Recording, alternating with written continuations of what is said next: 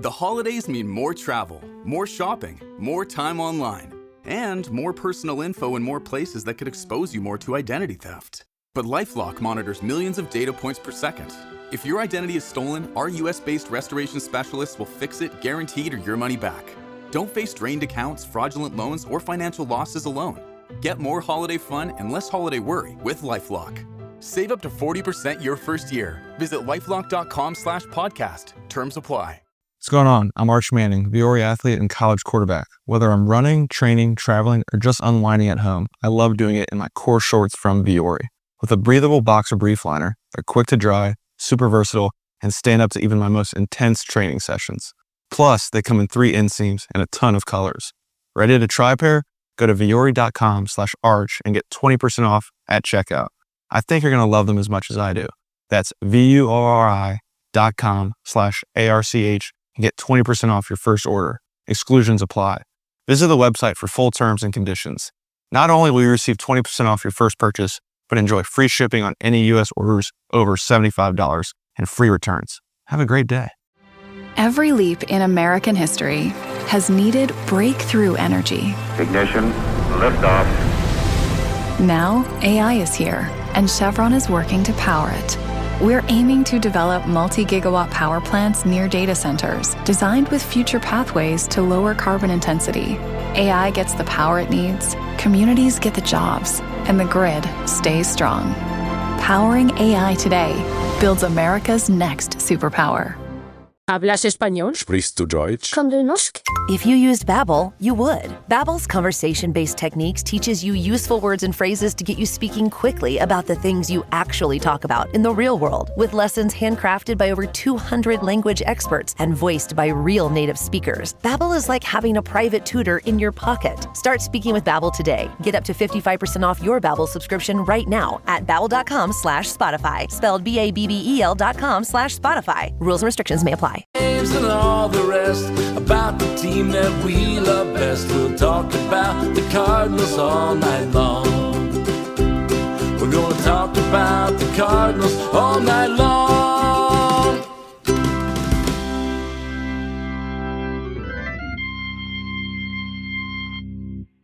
Good morning. Welcome into another edition of Meet Me at Musial. I'm your host, Daniel Shoptaw at C70. With me, as always, Alan Medlock, a Medlock 1.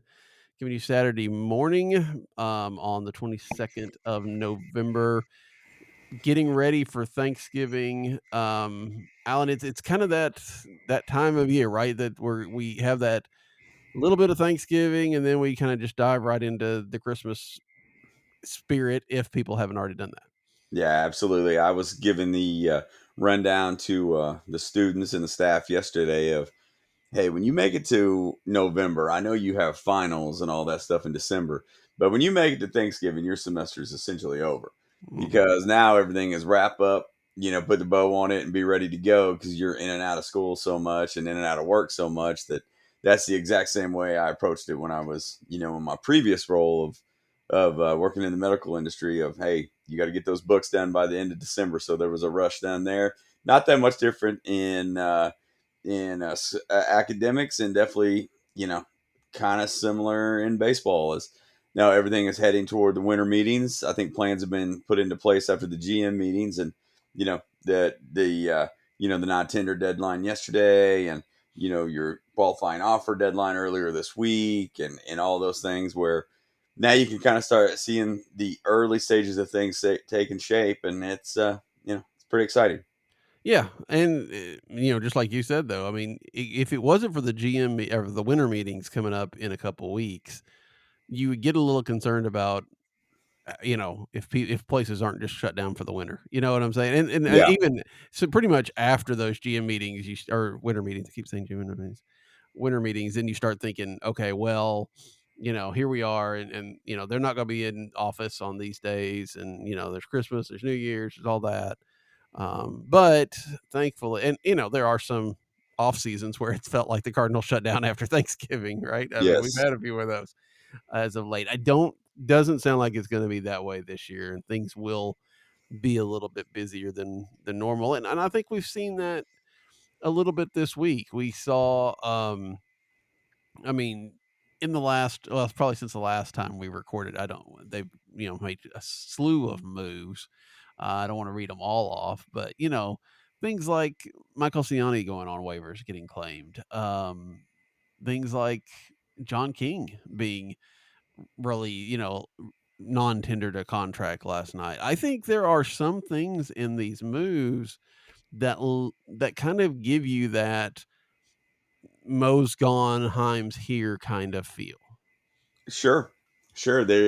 It seems like, and we did talk about this a couple weeks ago, but it seems like there is a definite level of newness to it, as in you could kind of see a Siani move coming, and it made a lot of Mhm. sense. But those used to be the safety moves that Mo did not make.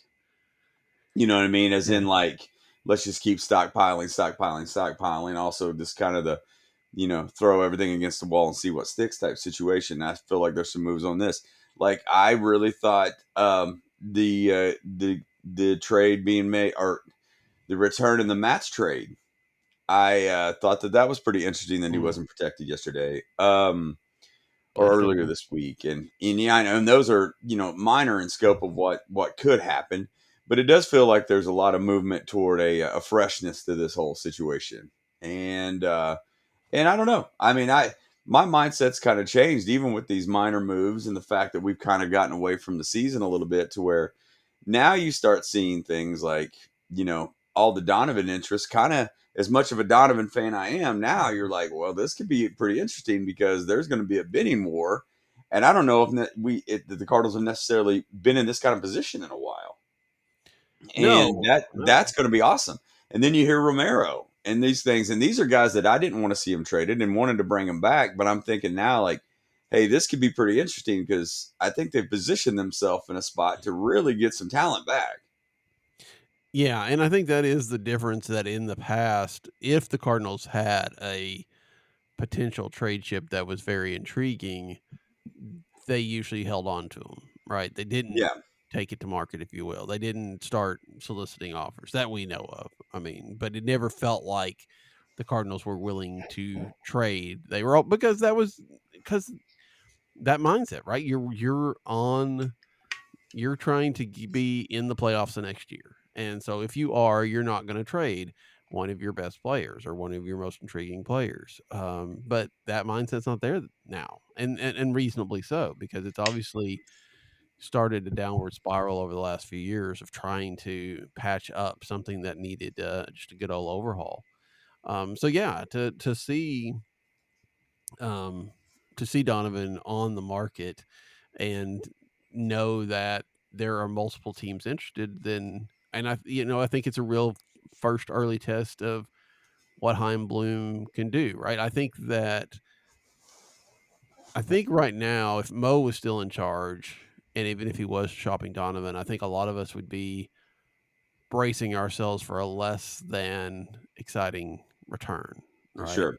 But with Chaim Bloom in charge, I think there's a lot of optimism that something good is going to come out of this. Sure. Whether I think now that,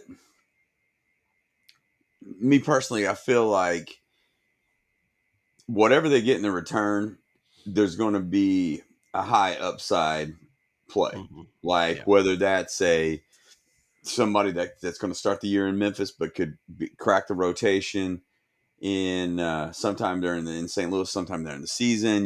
These things that we have hoped for in the past that doesn't really transpire. I kind of feel like the Bloom background and the minor league restructuring is going to help out on this, to where, hey, the future looks pretty bright on some of these guys. Not necessarily trading Donovan for that lottery ticket, so to speak, but not the lower level guy, but the guy that's not going to cost them in 3 years. That I felt like that was the Mo move. Like, like, eh, Jordan Montgomery. One of Mhm. those things. Bring a guy in like that you're just like, hey, this is great, but you're either trading or he's walking. They're not going to re-sign him Right. after the year that he had. I don't know if we're necessarily going to see that. I think it's going to be more of this. Well, let's just say this: the ideology of, hey, let's bring him in and sell him on the atmosphere and the culture. I just don't know if that necessarily exists yet with Bloom, which hopefully it gets back to that point. But now it's more one of those, let's put him in our system to develop to get better. And then that's when we start looking at the long term outlook on this, and not in the 2 years of hey, if it works, it doesn't. If not, we squeeze every blood out of the turnip, Yeah, type situation. yeah, I can't imagine that they're going to be recruiting people that they're looking for a long term that are Yeah. able to sign long term, right? I mean, they're Yes. not. That's not. If they sign a free agent, and they probably will sign a couple free agents, and they'll be short term deals. If they bring anybody in with a long term focus, it's going to be a guy that still has team control for a number of years, and they don't have to necessarily worry about where's he going to go. Yeah, I agree. It's a different approach, and because it's a different focus.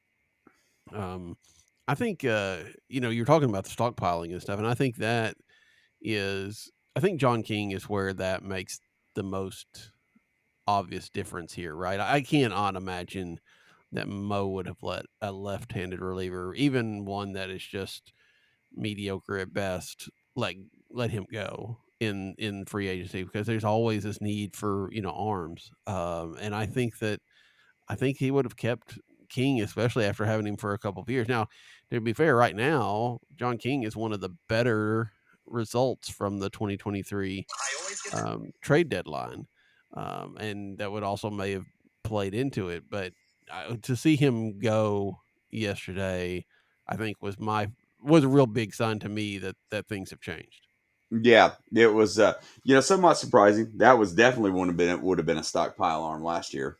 Hmm. Just before that, the safety and numbers type move that Mo was, I want to say, notorious for now. But yeah, agreed. I mean, that's like I said, there's a freshness to it that has kind of changed my mindset on how this offseason outlook will go in my mind and what I kind of want to see.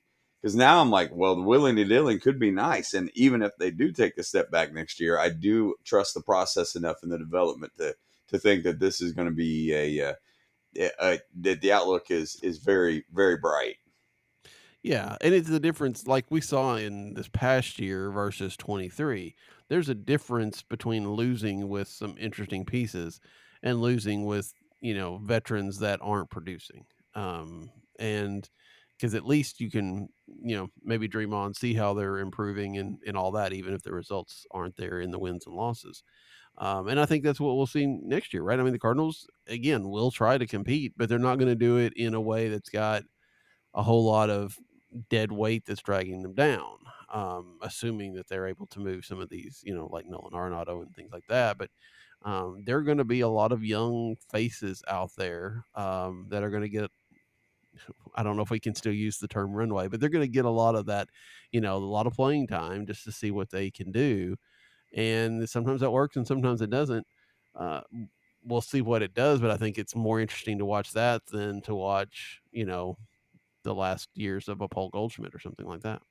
Yeah, um, it's all what you just said. Just kind of leads me to be more excited of where things are going to go and how different they may look. To where there was, even when we spoke 2 weeks ago, how similar we thought they may look, just because the upside and the potential of some of the guys. But to see that that other organizations see that upside is pretty exciting, because I think that things could look pretty interesting here by the time they break camp. And a lot of the guys that we think on the periphery of could they or will they get traded, I think probably most likely are going to get traded. Hmm. Yeah, I think so as well. Another name they got let go, Yohel Pozo, made a lot more sense. I mean, it was a good story, a good guy to have around, but especially once they put Bernal on the 40-man roster, there's way too many catchers here. And I know there's been some talk about they could bring him back. I have trouble seeing how that works. I feel like Sure. that's the good time, the good feel story that you just can't expect a sequel for. No, I agree. I was actually equally as puzzled by that there was so much interest in bringing him back, especially on a minor league type situation, which those things make sense to me. I mean, it's just to kind of see, what holds up. But I I don't know. To me, it doesn't make a lot of sense, especially when you have, you have Bernal, but now in your 40 man, and you have Crooks, and you got to see what you have with Herrera coming back. I don't know. I mean, I feel like it's kind of convoluted, really, to have him come back. Period. Yeah, it feels like it because I mean, if he's not going to catch, and it does, I mean, in theory, you could run it like you did this year with Herrera and Pajes, and then let him be on the roster. But again, you've got a lot of I don't know. You have to sit down and figure out how the 26 man would look. But it feels like that's taking a lot of an extra space away from somebody that may need it. But then Crooks isn't going to be in Memphis all year long, even if he starts there, and Bernal's rising. So yeah, if he's not catching, I don't know that his bat's good enough to. If that's not good enough to be a DH, he's a nice pinch hitter type, which maybe that's enough, right? Maybe you bring him in for just to be a bench bat. I don't know. I think that maybe if you look at it that way, there's an option. Yeah, it seems like that's a dime a dozen, though. Yeah, You I know, think so I'm not so certain, and maybe that's just the reporting tea leaves too. I don't know. I mean, it seems like we felt like you'd probably get that more on King as well, but he's going to sign fairly quickly. Not fairly quickly, but be coveted. And then to see this is just kind of the low hanging fruit signing. I don't know. I mean, it feels like there's enough guys in that you want to see perform that it may block away potentially. I don't know. Well, and I feel like there's a lot of times when something like this happens or somebody gets traded or whatever, and you hear about, open to reunion or all that kind of stuff. Yes. You know what? 9 times out of 10, nothing ever comes of it, and I expect that that's probably the case here. I mean, True. I'm sure the club liked having Pozo. I'm sure Pozo likes being in St. Louis. I'm sure there was, if it all worked out great and good, but I don't know that it's going to be a major focus or anything because, Yeah. I just don't know how that all fits. Yeah. Just it was a little weird to read all those this week. Speaking of reunions, and we're going to go chase down a rabbit hole though. Ryan Helsley still is out there, and I saw him. I don't know if it was. I guess it was on the Cats podcast, and he was talking about coming back to St. Louis. Now, I think any player, very rarely you're going to hear a player, block off a location, especially in public, right? I mean, it just doesn't do you any good. But I imagine that Ryan Helsley would be very interested in returning, and maybe the Mets situation made it where it's financially viable. Does that make sense for the Cardinals, do you think? And if so, will they do it? You may be asking the wrong guy. I mean, I realize I'm asking I was, the biggest fan of Ryan Helsley out there. So yeah, the Oklahoman, the alma mater, all kinds of stuff. Yeah, I mean, I would love to see that. Especially in a situation where they trade Romero. Even if they don't trade Romero, I would like to see what could come of this. I would like to know also the long term outlook of Helsley. Health wise, what they think. The projectability, all those things of a closer, and to see if those all fit under the new regime of Bloom and the guys and it goes without saying we all are thinking the same thing on that. On a personal level, I would love to see that. On a competition level, I think you do need somebody in the back of games to close those out. I believe in Whitey's book. You're missing a great game when he retools. All the great teams and says you have to start in the back end. I said because you can't lose those games because it goes into the mindset of the younger team, and one of those you got to close those out. First things first. If you're not going to win many, if you're going to be in games, you got to win the few that you can, and you need a closer to do that. I would love to have Helsley back for a lot of reasons, but I back to the Pozo argument or conversation. You hear these a lot about the reunions. As much as I would like to see it, I'm still skeptical that it happens. Yeah, I just can't. I can't see that works for the Cardinals unless they're signing to a 1-year deal with the idea that they're going to flip him again. And I don't know that that's what Ryan Helsley wants. I don't know that he'd want to come back to St. Louis only to be traded again. Yeah, Um, I think any offseason signing they have is going to be one with an option type situation, and I don't know yeah, if him finally playing his way into his first big deal if that's going to fit. yeah, yeah. I agree. I would much rather him, get paid somewhere. Now, granted, stumbling on a biggest stage possible in New York is not helpful for him, even if some of Sure. the underlying numbers were not as different as they were in St. Louis. There's also the argument. You remember, he we were we were concerned about him in St. Louis. He was getting some results, but the overall numbers, he was Yeah. always putting runners on and giving up more home runs and things like that. So there's an argument to be made that, you know, because the relievers have short shelf lives and because he's older, that maybe he's not going to be as good as he was. So I don't know. I can't see the Cardinals tying up resources in a guy like Healthy when they've got, they got a slew of guys that can close in the ninth inning. They got O'Brien, they've got Romero, they've got Swanson.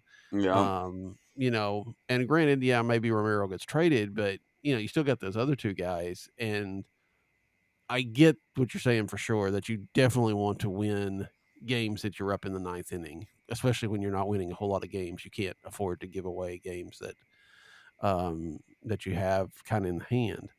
But I also think that, most relievers are going to close. You get the last three outs, right? I mean, maybe some are going to be better at it than others, but large percentage of the time you're going to win that game.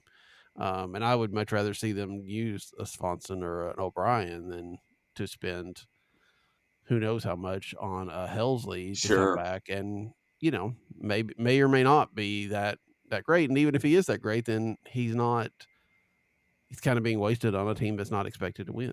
Yeah. Yeah. Very, very true. And I'm not so certain that in O'Brien you don't get uh,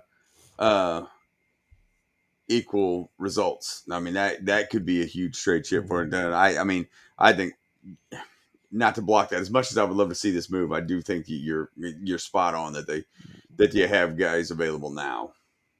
Yeah. Yeah, and I agree. I mean, there's always those moves that like I don't want them to trade Nolan Arenado. I like Nolan. I've always liked Nolan, but I also understand that it's gotten to the situation where he wants to go and the Cardinals want him to go, and um, even though I think he's still got something left to do, and I'd much rather sit here and watch him play defense all year. Sure. It makes more sense for a trade to happen. I'm still not 100% sure a trade is going to happen just because I'm not sure who's trading for him, but that's a different story. We'll find out. But so yeah, taking the what the head thinks and what the heart thinks is difficult to reconcile sometimes. Yes, and I think we're gonna have a lot of that. Mhm. This off season. I say a Yeah, lot of that. I mean, I where I thought two of the three of the expiring contracts or guys that would move out, and Arnaldo Gray and Contreras, two of those three may come back. I kind of flips daily on me to think that Arenado may be the one that's hardest to do, but I'm still not convinced that he doesn't walk if it comes down to it. But yeah, I just think that a lot of these guys that are rumored to be traded probably will be. yeah. Yeah, and there's going to be people that are going to struggle with that. I mean, there's a lot of people that are big fans of Brendan Donovan for good reason. Yeah, And there's a real good case to have Brendan Donovan on this team for the next year or two. But there's probably a better case for him to be traded. And I don't know. I think it's going to be, we've talked a lot about Chaim Bloom coming in with a little bit less of, strings attached to some of these players. And I think it's going to be very interesting to see if that's the case, right? I mean, it obviously must be, because you're right. Blaze Jordan, a guy that they got from the Red Sox, a guy that Bloom was, I think, instrumental in getting at when he was with the Red Sox. Um, he is not doesn't get protected in the Rule 5. Now he may clear it and he may stay in the system, sure, sure, but for them, to take some of the others over him, I think was a smart move. I think you can't argue that anybody that was protected shouldn't have been. Um, but it's just interesting that they didn't, and I think that if sentiment was playing much of a role, that he probably would have. But I think it feels like at least Heim's able to separate, some of that at least. Yeah, that's that was telling, and to cut bait while you can, and it's worth the risk. And yeah, I mean, it was refreshing. Alcala, you knew that he was out. That was one of those that that was, you tried it out, worked it out, but back to the Helsley argument, you have guys to replace those. Yeah. But yeah, I mean, I was actually surprised that. Now I didn't realize that Jordan was so bad in Memphis. When I read the article, I was like, "Oof, that was pretty rough." And that maybe the signs are that, hey, that's about as good as he's going to be. And then you can kind of see it. But to move Mats for the 1-on-1, those 1-on-1s are usually the ones you're thinking, okay, they feel like they can hit on something here. Just to move on, and kind of shows you more what Mats meant to him than anything. Well, and I mean, yeah, okay. I hadn't looked at Jordan's numbers. He did hit 7 home runs in 172 at bats down there, but yeah, 198, only 10 walks. I mean, man, coming out of another system, it'll be interesting. Maybe they thought that would scare people off. I think you're right. I think Steven Matz had value, but it wasn't like he was this overwhelming value. It was kind of, what are you going to get? Because I mean, it was only for 2 months of a reliever, basically, because that's what Steven Matz was then. Um, so yeah, I think it's very likely that Jordan slides through Rule 5 and stays in the system, and we'll get a chance to see him at some point in time. But I think the fact that Chaim Bloom didn't just guarantee that was, I mean, again, all we can do, we're trying to read the tea leaves on a new organization, and any kind of move, we kind of start, sorting through it for, what does this mean? And, that we've had a few moves this week, and that's what we're doing. And then it looks like to me that, it really is about talent first. I mean, you look at the people that were protected, and it all made sense. Joshua Baez, especially, made a jump this year, and is, I don't know without that if he would have been, but all of them are names you've heard. So it's fun to see, and then that means they're on the 40 man, which means they're that much closer to being in St. Louis. Sure, and that's there was an interesting. I can't remember if it was. They're not as regular, but there was a best podcast in baseball where where Gould, and I want to say it was Wheeler, talking about there's speculation that not speculation, but maybe a theory that Baez is turning into what they wanted Walker to be, and that the upside there is really, really high. So that was a no brainer all across the board. But I did think that was interesting when we bring it up. Yeah, that would be good, because the Cardinals, it continues to feel like they're not going to get what they thought Jordan Walker was going to be out of Jordan Walker. I don't really want to. I just finished writing up the exit interviews for this week over at the Substack, and so I've been looking back at all the different players. But man, it's so hard looking at Jordan Walker's numbers over the last couple of years and seeing that it's just continued to drop. And I mean, I hope that it clicks. I hope that he's still young and all that, but you start to wonder, when is he ever going to be able to reach the heights that we thought he would be when he was drafted? Yeah, I heard another. I want to say that it may have been on uh McLaughlin's podcast of other organizations see that it's probably not going to get better with Walker. So the value may not be there, even if they were to move him a little bit. And I thought that was interesting, a little bit scary, honestly, when I heard that one. I was like, oh, man. Because, I mean, I have high hopes that, he is going to become close to what they think, especially with his age and, thrown in maybe sooner than he should have been. And now you start seeing a lot of the signs that the Cardinals have been notorious for of mishandling some of these guys, putting them in situations to fail rather than succeed. And that was a little bit concerning. And I hope it's wrong. And you know, we both are pulling for him, and everybody is. But when you hear two sections of fan base that you trust say something, or it's from the media that you trust say those things, it is concerning. Yeah, I don't know that there's anybody that has more weight on their 2026 season than Jordan Walker, because it really feels like if he doesn't at least show some, I'm not saying he has to be an all-star or anything like that, but if he doesn't show consistency on a positive level, hitting, where, as a reasonable hitter. I mean, this could be it, right? I mean, the Cardinals, I think he goes to arbitration after next season. Granted, you've got the whole CBA situation that might cause some wrinkles, but I'm not saying that they would non-tender him, but man, if he has another year like this, I don't know that they wouldn't. Yeah, no, I mean, it was. I don't. I don't feel like there was the urgency to us to have these conversations last year, but I Mhm. do feel like 25 was also the expectation was he was going to take that step forward as well, and it didn't happen. You know what I mean? Yeah. So yeah, Yeah, because I mean that was the whole thing about 25. The whole runway thing was to to find out what you had with Jordan Walker, especially Nolan Gorman secondary, and some of the others as well.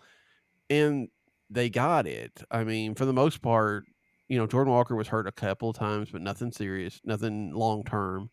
Um, and he got to play regularly, and nothing happened. Nolan Gorman didn't play probably as much as we thought, just because of some of the others that have broke out. But he still got quite a bit of room, and he didn't necessarily click.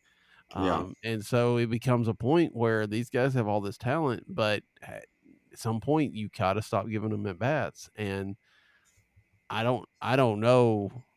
I really don't know about Nolan Gorman, but I feel like Jordan Walker's got one more year of, and he's got to come in with hopefully with a different approach and something that's productive and has a great year, and then we can stop talking about this. But um, I I mean I hate it because I feel like he probably knows he's got a lot of pressure on him. yeah. I would think so. I mean, it's a tough environment. I mean, and it's a results based business, but patience does wear out after a little while, and it's a little troublesome. Yeah, and I mean it would, and then again, this is where them being a little too aggressive with him, 2 or 3 years ago, started his clock earlier than it needed to be, and now you're having to have this decision at a spot. If he still had another couple years under control, then you wouldn't worry too much about it. You could just, let him play in Memphis or whatever. But now it's to the point where he's got to play in the majors, and he's got to produce. And if he's not, again, at least this coming year, he has a chance to play all the time, no matter what he does. But, at some point in time in the next couple of years, the Cardinals are going to try to win. And if he's not producing, that means he's not helping. Yeah. It's honestly kind of sucks, but Yeah. it is what it is at this point. Yeah. Yeah. Unfortunately, it is. So, um, I mean, I was looking last night. I just wrote his thing up last night. It'll go out Tuesday. But I didn't realize he hit one more home run this year than he did last year in 60 more games. That's that's frustrating, right? I mean, because Yeah. that's the whole thing that you thought he was going into, was to at least work on his launch angle and stuff like that. If he had hit 20 home runs and hit 197, then I think we would have been like, okay, well, at least we're making progress. But now, 6 homers and he still only hit like 205 or whatever. Then it's like, are we just spinning our wheels? Yeah, that's I know it is beating a dead horse at this point, but Gould and Wheeler were both very very judgmental on the Cardinals' handling of him anyway. Of Mhm. hey, he's hitting the ball hard, just let him be who it is, and then see if it'll develop. Not necessarily turn it into it's got to be home runs type situation now. Yeah. And yeah, I mean it's. Yeah, I hope it flips because then that Yeah. changes everything for him, and the future looks really bright. Yeah.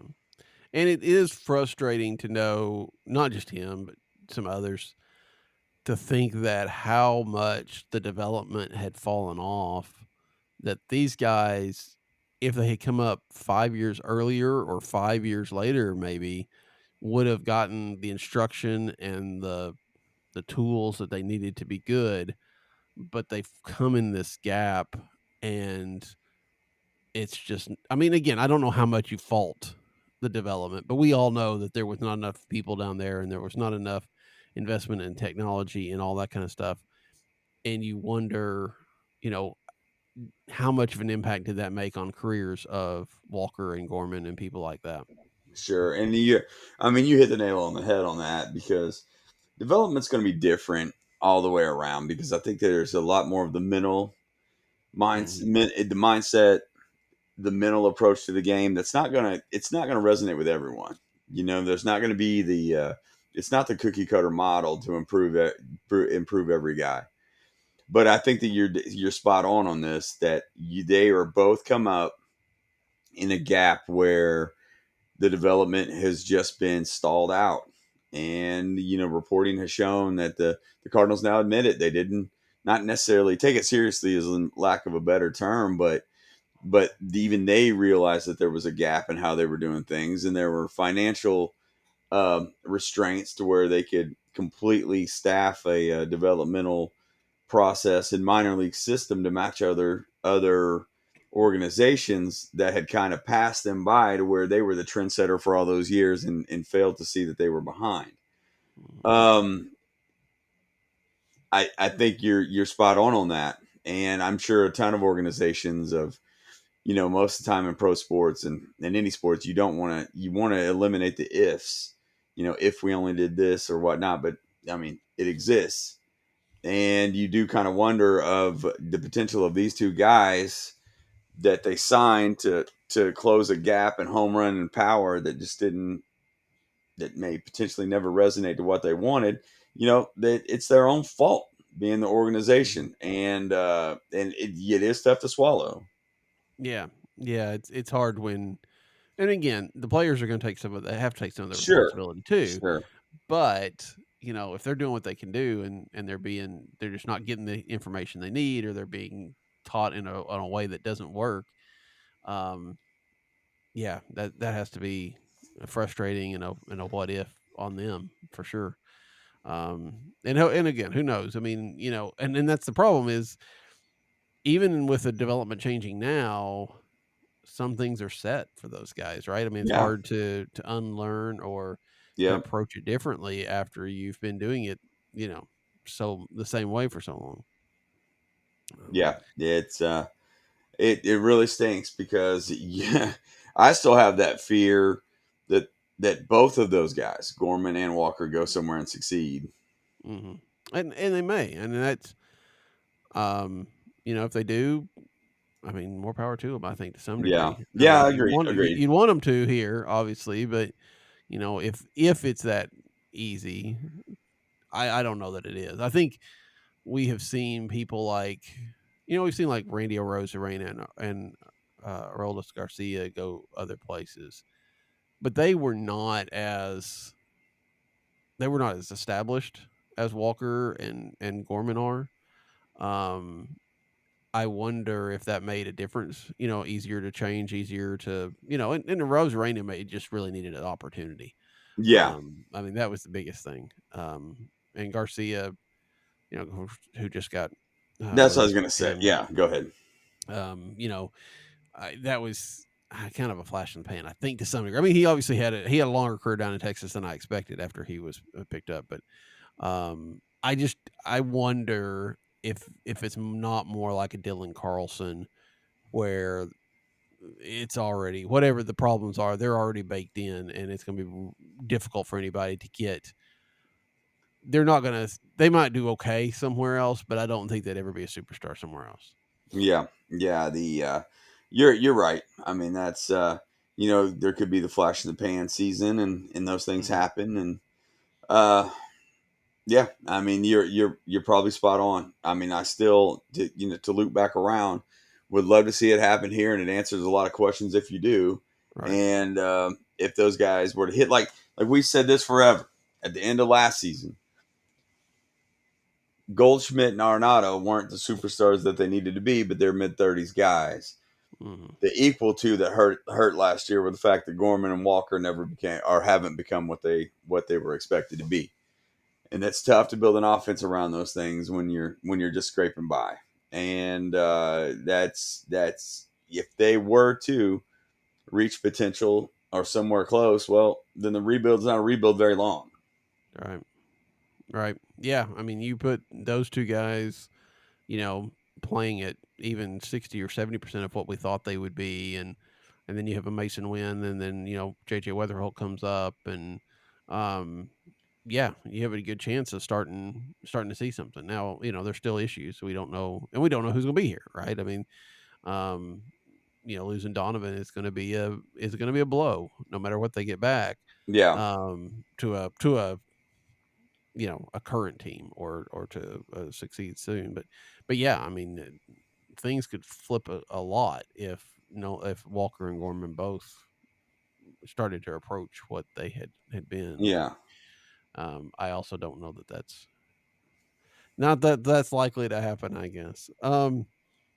Winter meetings are December 7th and 8th, I think, which means they're basically a week or so yep. after Thanksgiving. Do you think the Cardinals do anything before that, or are we just going to have to kind of wait and see if something comes out of those meetings? I would think that the meetings will be active for them. Yeah. Yeah, I mean, within a week, I feel like the moves that we've seen so far are the only moves that we will see until they, until they get started. And the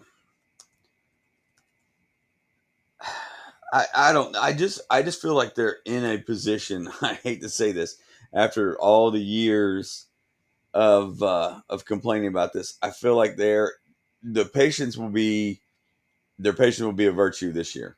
Mhm. To where I think that they get the run of the market. They have several names that can move, several names that will move, and I think it's going to be it's.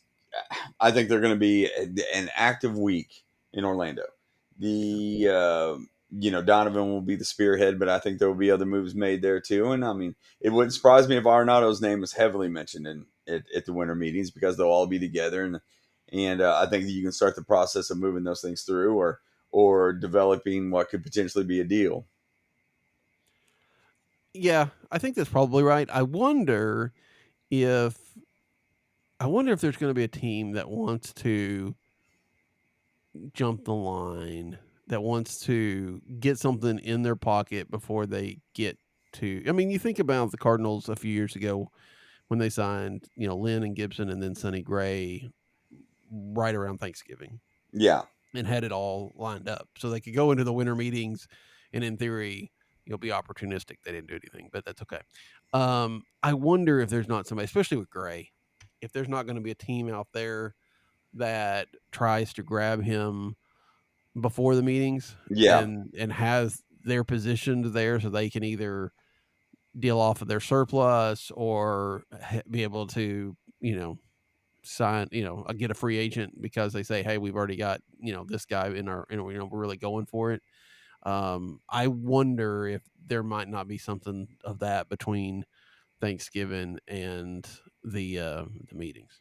yeah. The I was trying to think of the pitching market and how um, Scooble's availability is probably going to drive the train on that. Yeah. Um, and I was trying to think of how far Gray goes down on that second tier list of if somebody could jump out in front to do that, being you know I'm not Yeah. sure. I mean, I guess anything is possible and shouldn't surprise any. Hmm. It shouldn't surprise us at all on some of these.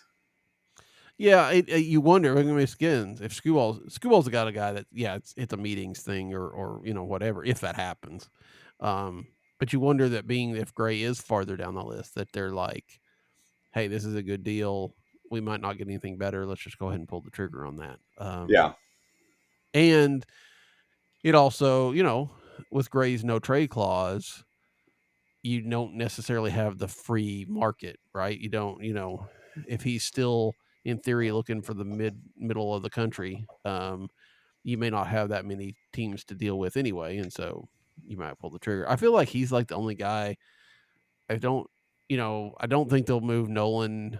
I think Nolan's honestly probably somebody that moves after the meetings, just because Yeah. I think he's one of those things that everybody's going to try to settle their stuff first, and then they might come around to him. There's not a huge market for him. I don't think they'll probably trade Contreras. They may listen on it, but I have a feeling they won't. Um, and then I think you're right, Donovan and all the Donovan, Newt Bar, any of those kind of guys that they might trade. I think they probably go to the meetings so they can, really kind of listen to a lot of offers. So I think Gray's probably my only pick to move before that, and Yeah. that very well may not happen either. Yeah. It's,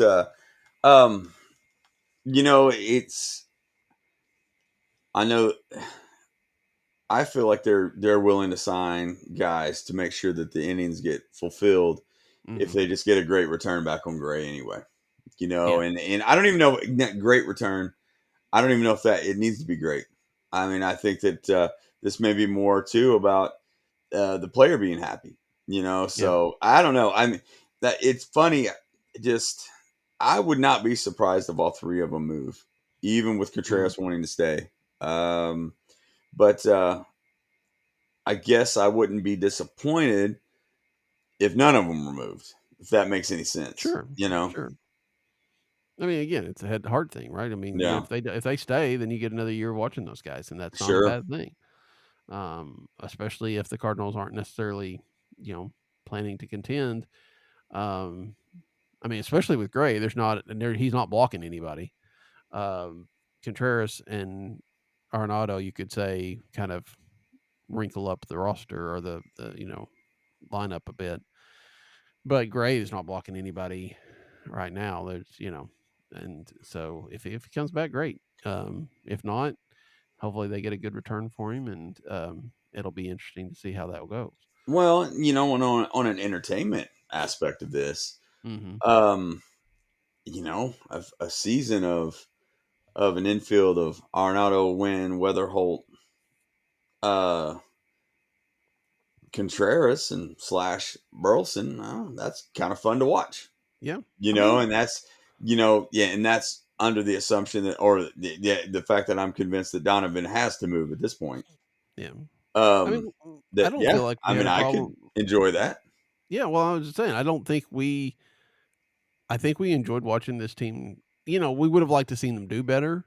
Yeah, But it wasn't, it had its frustrations, there's no doubt, but I don't feel like it was a slog to watch this team last year. I mean, there was a lot of interesting things, and um, so I agree. I think that even if you did run it back to some degree, you're gonna still enjoy it. It still have some moments, some good things, and I mean, I think you're gonna have that with no matter who you put out there. But there is such a difference, and we hit on this a while ago. There's just such a difference between having young up and comers being out there versus guys at possibly the end of their careers.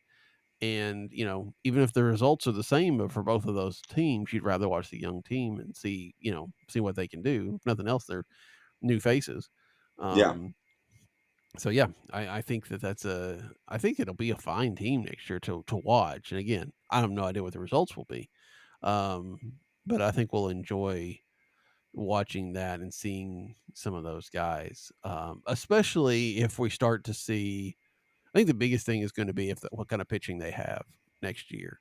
If we're getting a chance to see, Liam Doyle or Quinn Matthews or young guys like that that have strikeout ability, I think that helps a lot. I mean, if we're watching a lot of Michael McGreevy and even Matthew Liebertor to some extent, that can be a struggle at times because it's not, if they're on, they're on. If they're not, they're not. sure.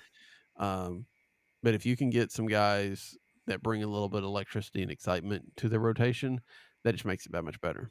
Yeah, yeah, that's and well put. I mean, I feel the same way about that. I'm more optimistic on the Libertor because I Uh, kind of feel like the reins had been pulled off, or the however you say it. I think that that he's given him. he's been given opportunity to succeed. McGreevy, on the other hand, and not that I don't believe in McGreevy, and honestly, I will be okay if he's in the starting rotation. That's not a big deal. Sure. I do feel like a McGreevy situation is more of the Mo model of just a lot of innings, some of which are not great innings, but he's going to throw a pitch. He's going to stay through 7, which has a major benefit. And and we both said, hey, this needs to be around more. But to take that next step, you're going to have to get a little bit more explosiveness and strikeouts, and that's just the way of the game right now. So yeah, I agree with you. That it's one of those to where we could. That's sustainable and can get you through a season, but to take that next level and win the division, they're going to have to upgrade maybe one, if not both of those spots. Oh yeah, Which yeah. I do think Liberatore has another gear, but I may be overly optimistic. I mean, I don't know. I'm not sure that I agree with you, but maybe you're more likely to be right than I am. But I think he can be a fine middle to back end guy, but I don't think you're ever going to see the strikeout rate. Just looking at what he's done, and I don't know that you'll ever see the strikeout rates that you'd like to see on a guy that's in your rotation. I think when that was a little bit of the surprise in moving him to the rotation from the bullpen this year because he'd had some success back there. I don't know. I guess we'll see. I mean, because he is, let's see, what's Liberatore's 26, so there still could be that extra year up there that you're talking about, and we'll see. Again, I don't think he's ever going to be that.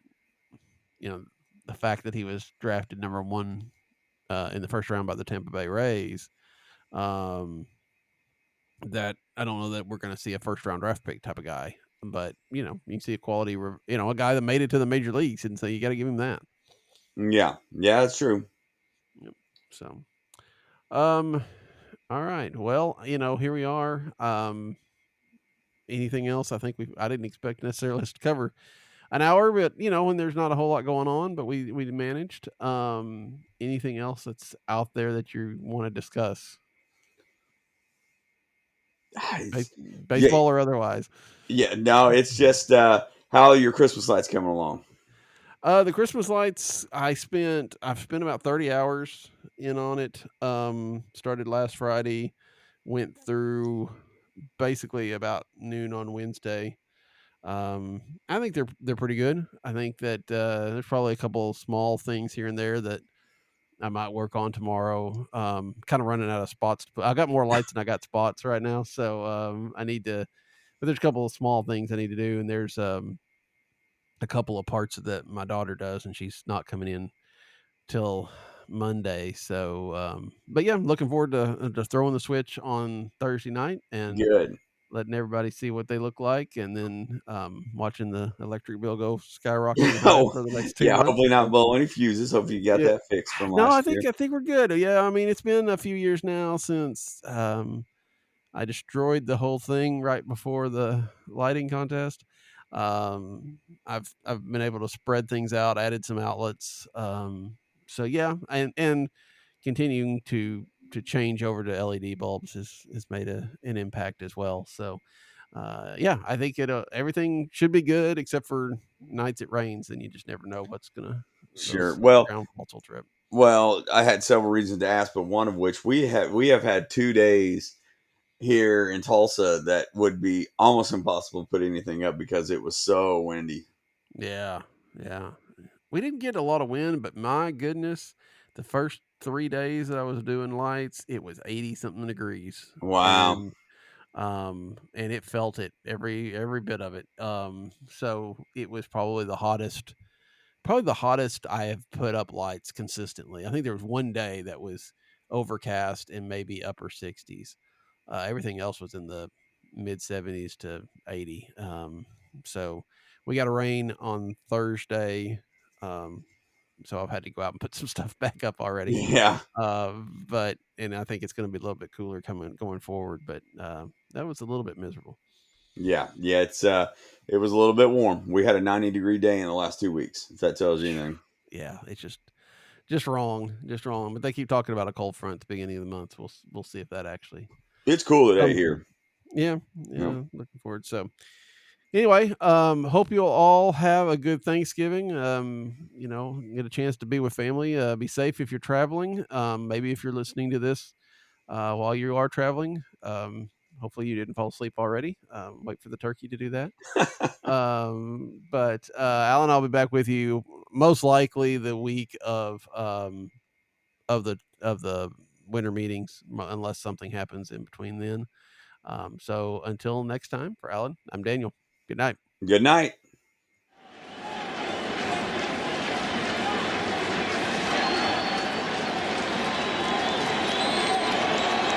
Breeze is at 4 home runs this postseason. He's swinging for number 5 right there, and it's a full count. The Rangers a strike away from winning it in both the 9th and 10th innings. 2 strikes on Freese, 2 strikes on Berkman.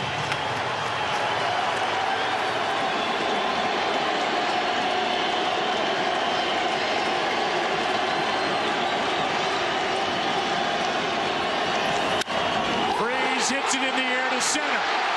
We will see you tomorrow.